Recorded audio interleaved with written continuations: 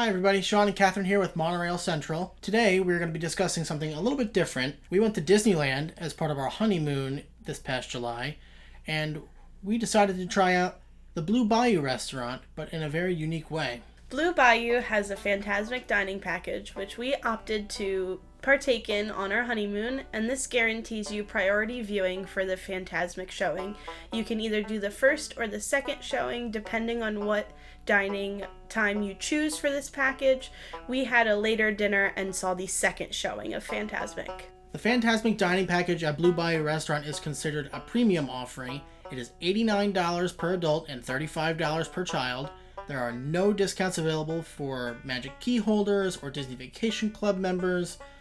It is strictly $89 per adult and $35 per child. Now, as part of the dining package, you don't get to choose any items off of the a la carte menu at Blue Bayou. You have a Prix-Fixe 3-course menu to choose from. It's a little bit limited, and then there are some upcharge items on the adult menu. To start things off, we're going to talk about the bread service available at Blue Bayou. This is not listed on the menu, so we're strictly going off of our memory of what it was, so we may be wrong, but we remember it as being an herbed focaccia with raspberry jam and butter. It's not focaccia, it's brioche. Herbed brioche. It wasn't that memorable, as you could probably tell. All I know is that raspberry jam that they gave us was pretty good, and the salted butter was good, because it's salted butter, and who doesn't like salted butter? I didn't know we were getting a bread course, but I'm always open to having bread, so. Yeah. Bread. After our bread course, we had our starters. There were 3 starters to choose from, and what I chose to get was the strawberry and pistachio salad. This came with toasted quinoa, blue cheese, and purple radish with an aged balsamic dressing. And this was not good. It really wasn't. Probably the least fresh salad I've ever had served in a Disney restaurant before. The leafy greens were all wilted and soft, and the strawberries that they served with this too were also a little overly ripe, like something you would find in a strawberry ice cream topping. Very easy to chew through and kind of fermented in a way. Not the best way to start off an $89 Prix-Fixe meal. Now, if you've seen our Ohana video, the salad at Ohana also was not great, but I would take that salad over this one any day. Definitely. Because it was fresh. It didn't taste good, but it was at least fresh. This was just sad looking. I think I took maybe half a bite and decided that I wasn't gonna continue tasting it. It was memorable in a bad way. So for my starter, I got the chicken gumbo, which came with tasso ham, andouille sausage, and peppers with steamed rice. And this was so good. If I could have just had the gumbo all night long, I would have been happy. I never really liked gumbo before. We came to Blue Bayou once before we were doing this channel, and Sean had the gumbo, and I refused to try it. And finally I broke down and got it, and it was so good. The flavors melted perfectly together. The steamed rice was cooked perfectly, which is something that sometimes Disney doesn't do great. Either the rice is way overcooked or way undercooked. It was just perfect all around, and it went really well with the bread service too. I was very happy with my starter of the chicken gumbo, and Sean tried a little bit too. Yeah. Great gumbo, especially compared to the one that we had at 1900 Park Fair, which wasn't really too flavorful. This one was far superior. Definitely something that New Orleans Square and Disneyland needs like a quick service window for. Yes. And my only note is it needs to be a bigger portion.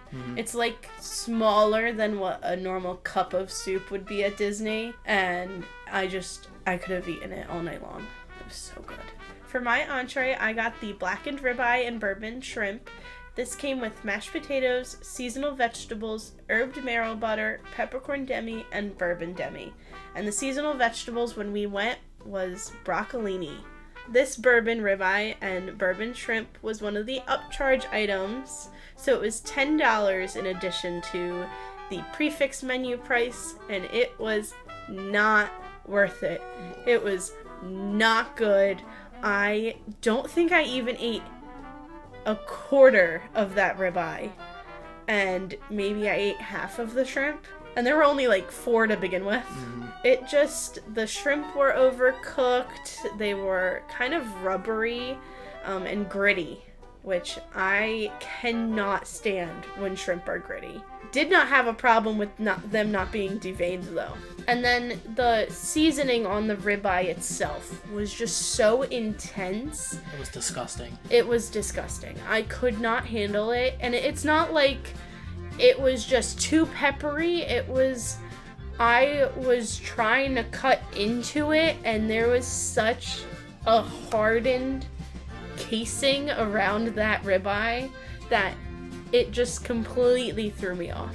We ordered this ribeye medium rare, and it was a perfect medium rare. Oh yeah, without a doubt. But perfect.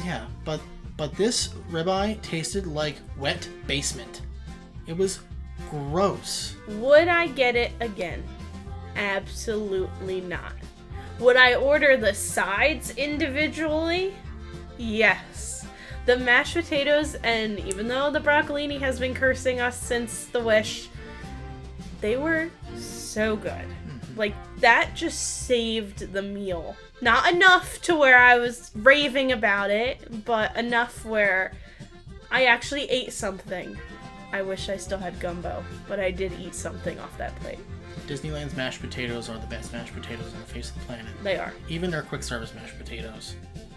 There's just something special about them that can just make you smile, even when you're eating a disgusting $89 steak.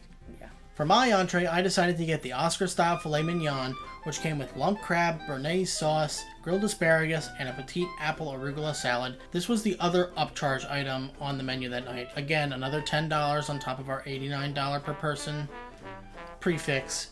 And was it worth it? No. I ordered this filet medium rare, just like I order all my fillets. And this was one of the toughest fillets I've ever had to cut into. Usually, with Disney, they do a pretty decent job. At Vero Beach, our $35 filet mignon was the best filet mignon I've ever had. You could cut it through it with a fork. This one was so tough, I couldn't finish eating my second cut of beef. I had to stop. It was just putting way too much stress on my mouth. I didn't even want to try it. I just was thrown off by my ribeye, and looking at it, it didn't look like my cup of tea, so I did not try it, but I'm kind of glad I didn't. Yeah. The asparagus was also severely undercooked. It was, like, crunchy. Like, you pick it up with a fork, you bite into the top, which is supposed to be the softest part, and it was crunchy. How you undercook asparagus is beyond me. I always manage to overcook it. So do I. It's so easy to overcook. And this was borderline raw asparagus. The béarnaise sauce tasted very buttery. Like, to the point where I could not eat any. I just felt disgusting afterward. The lump crab wasn't bad. If they just had these crab cakes on the menu, I would have been perfectly content with the meal I had. But to pair it with a filet mignon that they charge an additional $10 for was just sacrilege. The apple arugula salad was also very forgettable. I don't remember anything about it. So entrees, no bueno. Even for the upcharge items, which I specifically said, let's get the upcharge items to see, what their best dishes would be at Blue Bayou, and they both disappointed. I would hope they are not their best dishes. I would hope not either. If these are their best dishes, I feel sorry for the other people that were eating in the restaurant that night, because these were not good at all. So for my sweet selection, I got the creme brulee tart, which was a vanilla bean creme brulee in a tart shell. And this was more tart than creme brulee. And the tart shell was really dry and kind of flaked apart the minute that I put my spoon up to it, and had barely any flavoring. It was just dust. This was like your typical Restaurant Depot frozen tart shell that you buy in bulk for like $5, and it was just bad. The tart shell wasn't great. The creme brulee was okay. I didn't even remember that was the dessert that I got. It wasn't good. And I was very upset because this was like our first sit-down dinner in Disneyland, and we were there celebrating our honeymoon, and you're kind of on cloud 9, and your first dinner is just like terrible. So, a little disappointed. My sweet selection was the seasonal sorbet, which I don't even remember how she described it. She called it like a pub sorbet, and I'm just like, what the hell is pub? I'm trying like looking this up at the table as I'm eating it because I could not put the flavors together. And then she finally came back and she was like, oh, it's pineapple, orange, and banana. I think I stole it from you because I didn't want to eat any more creme brulee. I didn't want to eat any more sorbet. It tasted like frozen drain cleaner. And to hear it described as pog, I thought I misheard her and she said pog. And I was like, it's pog. And Sean goes, it's white. It didn't taste anything like pog that I'm accustomed to. So when I could not put together any flavors of banana, orange, or pineapple in this. When they were all combined into one, it was ugh. After our absolutely abysmal meal at Blue Bayou, we then headed over to our check-in area for the second showing of Fantasmic, which, if you're not familiar with Disneyland, their Fantasmic is in the Rivers of America at Disneyland Park, and it's kind of spread throughout Critter Country, New Orleans Square, and Frontierland, where all the public seating is. Our reserved seating was right in front of New Orleans Square, like dead center in front of Pirates of the Caribbean, in between that and the Tiana's Place quick service restaurant, which offered a fantastic view of Fantasmic. Yes. I must say. Although we were kind of tricked. They told us it was seated only for Blue Bayou because it's premium. Mm-hmm. And so we saw folding chairs and thought, oh, we paid for seated in the folding chairs area. No, we paid for sitting on the ground. We asked, is it seated only? Like, everyone sits during Fantasmic? And yes, everyone sits. It's seated on the ground. So if you're someone that has mobility issues, you are going to have to get on the ground. And after a long day in the park, long travel day, my knees hurt. I had a hard time getting down and getting back up. My legs fell asleep 4 times during Fantasmic. What they tell you is don't sit so up close, because everyone wants to go right forward and sit as close as possible to Rivers of America. Actually sit about halfway back, because the ground is slanted, so the further back you sit, the less of the railing you're going to see. Again, just to reiterate, you are sitting on the ground when you do this premium viewing. I don't know how you get those folding chair seating. That's what I want to know. The folding chair seating, from what I could tell that night, I believe was reserved for ADA guests and like VIP tour group guests. That's what I saw. That could be different depending on the night. And I get there's like 4 other restaurants that you can choose from for the Fantasmic dining package.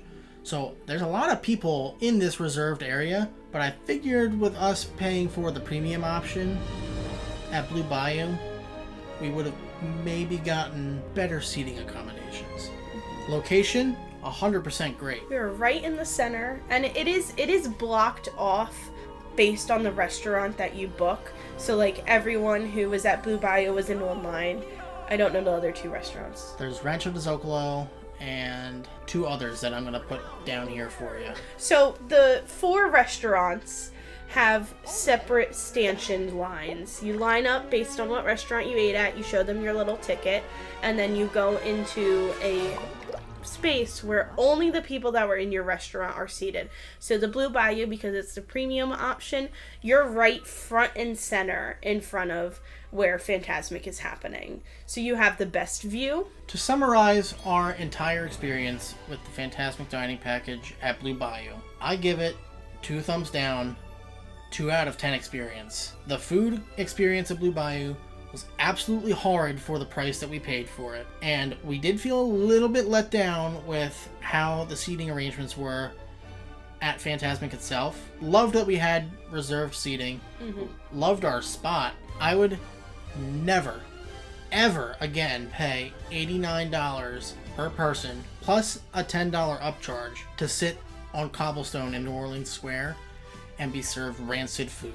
The gumbo and the bread were good. The gumbo and the bread were good, but if you want gumbo and bread, go to Tiana's place next door. It's a quick service restaurant. We never got to try it, but I'm assuming it's the same thing because it's right in New Orleans Square.